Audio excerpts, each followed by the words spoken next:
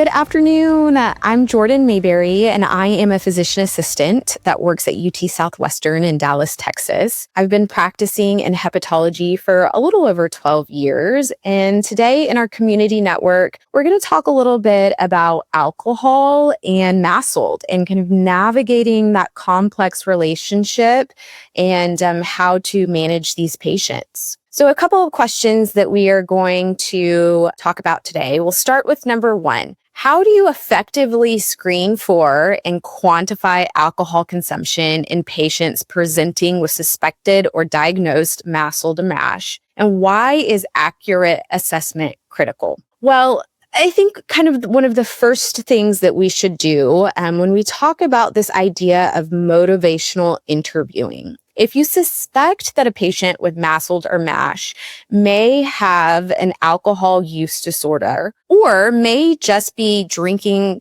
a little bit too much alcohol, I think it's really important that you approach this question delicately. Some people kind of struggle with being honest and talking about alcohol use. So first, we want to make sure that the patient is okay with it. I blatantly ask, can we talk about your alcohol use? I would like to talk about your alcohol use. And then when we quantify alcohol, I think it's really important that we define just how much a patient is intaking. So if a patient were to say, I drink 3 beers a night, it's really important that we quantify. Is that a 12 ounce? Is it a tall boy, which is sometimes 24 or 32 ounce? So we really want to talk in ounces. And then whenever we're talking about mixed drinks, they can say, oh, I have 2 vodka sodas, but how many shots are they putting into it? Is it a heavy pour? So really, it's important to quantify the amount of alcohol and get into detail about that. And the reason that's important is because of this separate diagnosis called MASLD, which is a combination of patients that have cardiovascular risk factors and risk factors for MASLD, but also have increased alcohol intake. And what we are finding in our research is that this is actually a separate diagnosis and really a separate progression. How these diseases progress is different. So MASLD is very different histologically, and then also how patients progress is different than MASLD alone. So the second question that I've kind of alluded to is explain the detrimental effects of concurrent significant alcohol use and metabolic dysfunction on liver disease progression. Well, I often explain to patients, once you have one liver disease, we don't want you getting another. And what can happen with MASLD is if you have cardiovascular risk factors and risk factors for MASLD alone, that alone can cause damage to the liver. We know that based on, all of the education we've gotten here in the GAP MASLD and MASH network. We know that alcohol alone can cause damage to the liver tissue. So when you put the two of them together, it can really cause the progression of liver disease and the progression of fibrosis to happen much more quickly. And so that's why it's really important that we are distinguishing between patients that have MASLD and patients that have MASLD, because how we approach management is different. One other thing that we'll want to talk about today is what are the practical management strategies for a patient diagnosed with MASH who also consumes alcohol above recommended thresholds? One way that we can approach these patients in our clinic is what I talked about a little bit in the first question is motivational interviewing. We want to be respectful to our patients in discussing sometimes delicate topic. So I encourage our providers to really look into the different ways and different strategies to implement motivational interviewing in their practice. So we want to ask permission to talk about alcohol use.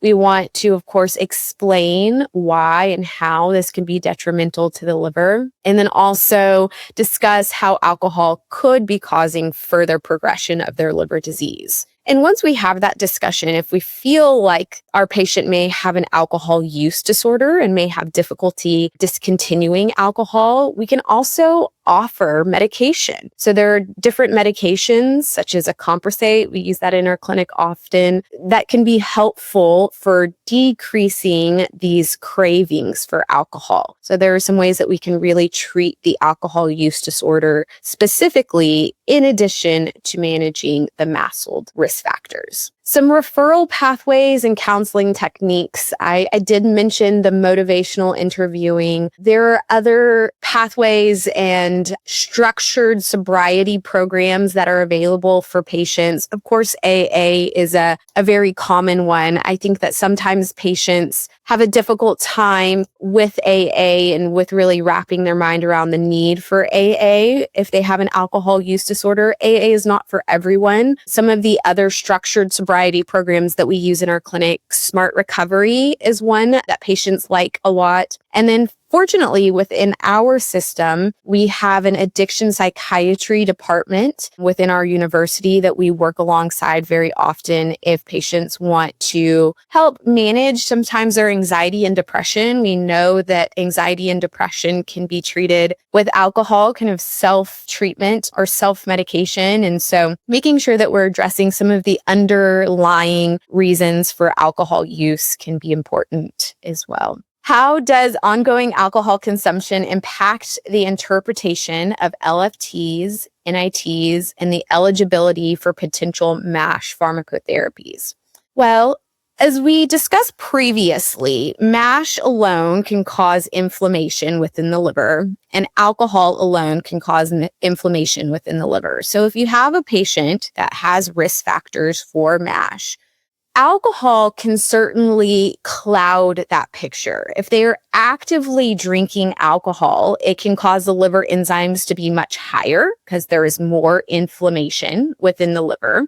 So that can make you suspect another liver disease. So it can kind of cloud the diagnosis.